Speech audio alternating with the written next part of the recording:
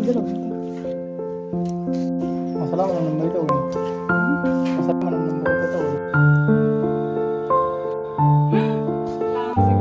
Jangan mana lu ya juga sina ngatop to gitu. Hello everyone, namanya mai ke channel da tram nongri adum yam ngasi se yam ko gi matung da ko ai se ngasi paknam yam chaning nge ko paknam na te kai nganam yam chaning nge ko aduna ai hoji nganam thong doi ne lang na gal nam ngasi di adum yam hoji ai paknam thong doi ne ko aduna akoi sai su ngasi di khara ani ngan na hale e do chang chang budi ai thong na lore ko aduga nganam se akoi sai da maongda kai no la kare heklo oina ina hai ba ko ma hoji like ba chalani aduga jangang mana se ai thi ba chalu ge to ini makha da dum yam yeng mina si kamai to bo do vlog ta ai ngasi nganam toroke nga macha su khoi sai le adu su yeng halake la omyam di khoi sai na lupa mami mi am le e lupa mami se u ba da khamen si mi ga thong ma cha mana lo re aduga sina nga top to ge to nga top to ba se kamai to du no khong di ba ko nga top hai bra paknam hai bra ka no hai da du do to ge to ini aduga sida le re nga lupa mami se ni khu chao si hảo đuổi nè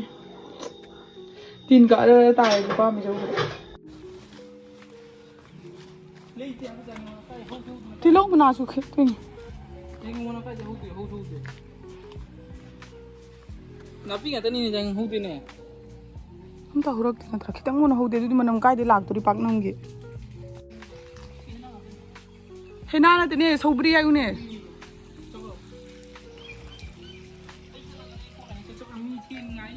चलो चलो चलो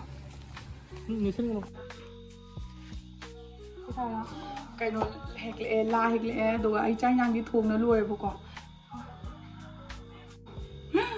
la sẽ cả trang ngang mà na thi phăng ngang treo khăn ngang ngoài để trang ngang mà na lấy treo bani na ai na khaya ai ya oi jenong chỉ hẹt lăng treo hiểu cái đó cái tầng hoa rồi hiểu này hiểu rồi cho ये ना मनागा इन्हें खागा दी छोड़ था मैंने लगा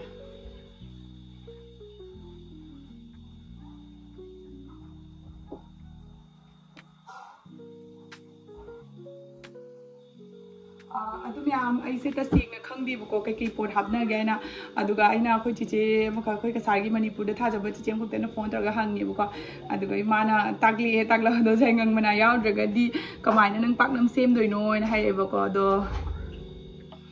लेती उपाय लेते कदों नहीं तो जेनम का मोरोगा टेक पगा दिलाऊगा सिंग से ले रहे हो जी की स्टेज जो मुंह में चाचा दा उस्मान थम अदुगा सिसे ए होजी लादा योंगे ओ nga do phajana chamthoga nga se khitang doge ko ke yang mana lai tabani na khangde chawe hagadri yeng se nga do chamthui sitang wina tawage bako aduga ai wa hai zamna cha di saning ba wa swa ba in to ise ka lo ka lo tin to ba je yang wa ba ya ngam mo ma ro mo si swa ga wa di ko si swa a ga ai wa mama ako sa junang hek pakum gi ba ko makada asli mai tei de mai na jalwa ti na lang pan sanam to thong de खुद ना दम सो रहे ना तल्ले का Zeiss vassal यार तल तुम इना चाप थोम ना चारम बे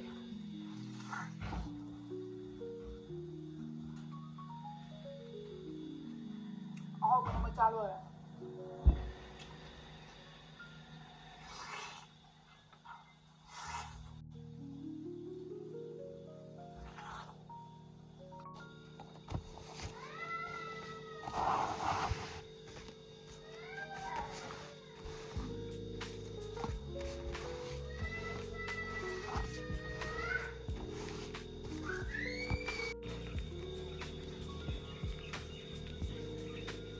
moro khapa ge ko ai ki tilo mana si tilo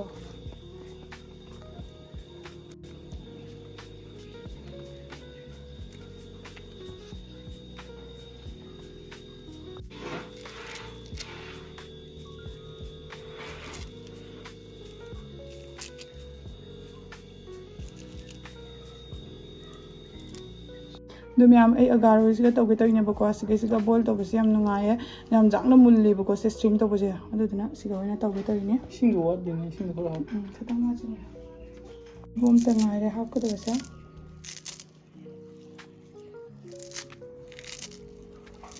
ꯗꯣꯏꯅꯣꯕ ꯇꯥꯁꯜꯂꯒꯅꯦ ꯃꯅꯥꯗꯣ ꯊꯨꯝ ꯇꯥꯁꯜꯂꯒ ꯆꯥꯏꯔꯦꯀꯣ ꯀꯌꯥꯝ ꯀꯨꯏ ꯊꯝꯗꯣꯏꯅꯣ ꯄꯨꯡꯈꯥꯏꯃꯨꯛ ꯊꯝꯒꯅꯤ ꯃꯨꯜꯂꯅꯤꯀꯣ ꯑꯗꯨꯒ ꯑꯩ ꯖꯤꯔꯥ ꯃꯔꯣꯏꯁꯦ ꯈꯤꯇꯪ ꯍꯥꯞꯀꯦꯀꯣ ꯑꯣ ꯁꯤ ꯖꯥꯏꯉꯪꯁꯦ ꯈꯤꯇꯪ ꯍꯥꯞꯇ꯭ꯔꯗꯤꯅꯦ ꯃꯁꯛ ꯌꯥꯝ ꯊꯤꯌꯦꯕ ꯑꯗꯨꯅ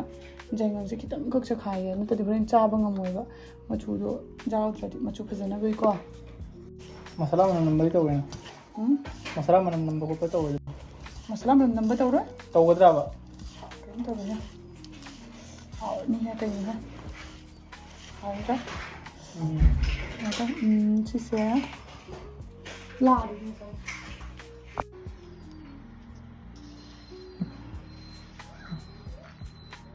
ꯑꯁ ꯑꯩꯗꯤ ꯂꯤꯛꯀꯗ꯭ꯔꯥ ꯍꯪꯆꯥꯛꯇꯤ ꯌꯥꯝꯕꯗꯤ ꯃꯅꯥ ꯃꯁꯤꯡ ꯍꯥꯞꯄꯁꯦ ꯅꯠꯇ꯭ꯔꯥ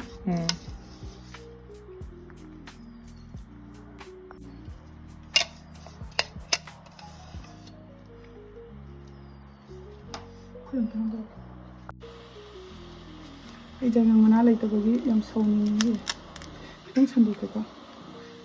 ꯄꯥꯍꯜꯂꯨ ꯃꯅꯥꯗꯣ ꯌꯥꯝ ꯂꯩꯔꯒ ꯀꯩꯅꯣ ꯃꯅꯥꯗꯣ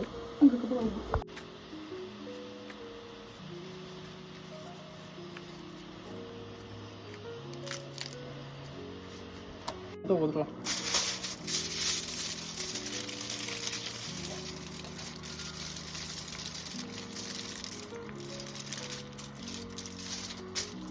ꯑꯩꯅ ꯆꯜꯒꯗ꯭ꯔꯣ ꯌꯥꯝ ꯊꯥꯖꯤꯟꯒꯅꯨ ꯄꯥꯍꯜꯂꯨ ꯊꯨꯗꯧꯅꯦ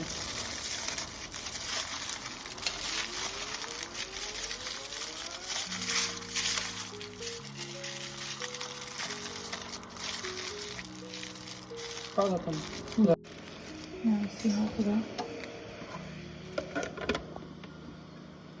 ꯊꯤꯡꯉꯕꯣ ꯃꯨꯟꯗꯧꯔꯕꯣ ꯉꯥꯏꯍꯥꯛ ꯂꯩꯔꯒ ꯌꯦꯡꯉꯁꯦ ꯑꯗꯨ ꯃꯌꯥꯝ ꯑꯩꯅ ꯁ꯭ꯋꯤꯆ ꯑꯣꯐ ꯇꯧꯈ꯭ꯔꯦꯕꯀꯣ ꯑꯗꯨꯒ ꯂꯣꯏꯔꯦꯕꯀꯣ ꯏꯁꯤꯡꯁꯨ ꯂꯣꯏꯈꯔꯦ ꯃꯨꯜꯂꯦ ꯁꯤꯒ ꯑꯝꯇ ꯂꯧꯊꯣꯛꯑꯒ ꯌꯦꯡꯉꯒꯦ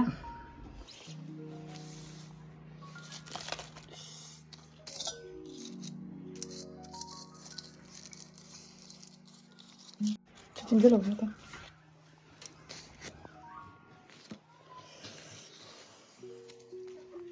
ꯀꯩꯅꯣꯁꯦ ꯕꯦꯔ ꯕꯦꯔ ꯂꯥꯎꯔꯤꯁꯦ ꯍꯥꯏꯗꯤ ꯕꯦꯕꯤ ꯂꯥꯎꯕꯅꯦ ꯁꯨꯃꯥꯏꯅ ꯇꯧꯅꯕ꯭ꯔꯣ ꯁꯨꯃꯥꯏꯅ ꯇꯧꯅꯗꯣꯏꯅꯤꯅꯦ ꯍꯥꯎꯔꯅꯤ ꯍꯥꯎꯔꯅꯤ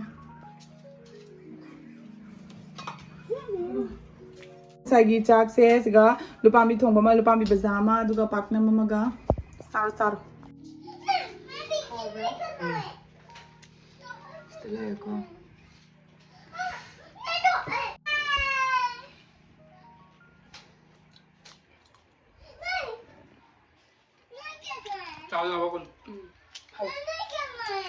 ꯍꯥꯎꯋꯦ ꯃꯣꯔꯣꯛꯀ ꯁꯥꯅ ꯑꯗꯨ ꯃꯌꯥꯝ ꯑꯩꯗꯤ ꯆꯥꯛ ꯆꯥꯒꯦꯕꯀꯣ ꯃꯥꯁꯦ ꯗ꯭ꯌꯨꯇꯤ ꯆꯠꯇꯣꯏꯅꯦꯕ ꯍꯧꯖꯤꯛ ꯑꯗꯨꯅ ꯃꯥ ꯖꯥꯡꯅ ꯆꯥꯛ ꯆꯥꯔꯒ ꯃꯥ ꯍꯧꯖꯤꯛ ꯆꯠꯈ꯭ꯔꯅꯤ ꯍꯥꯎꯕ꯭ꯔꯥ ꯀꯃꯥꯏ ꯇꯧꯋꯤ ꯃꯦꯒꯤ ꯆꯥꯒꯦ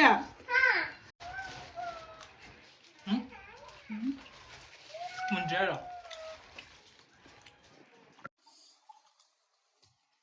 ꯁꯤꯂꯥ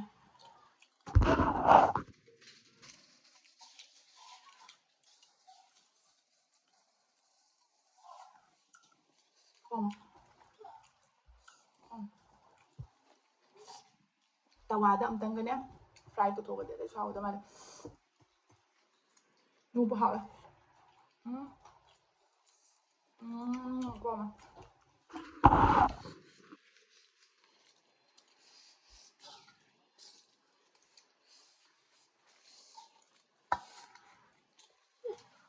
ꯑꯃ ꯍꯧꯖꯤꯛ ꯀꯩꯗꯧꯒꯦ ꯃꯨꯜꯂꯕ ꯈꯪꯗ꯭ꯔꯤꯕꯣ ꯃꯨꯜꯂꯤꯅꯦ ꯍꯥꯎꯋꯦ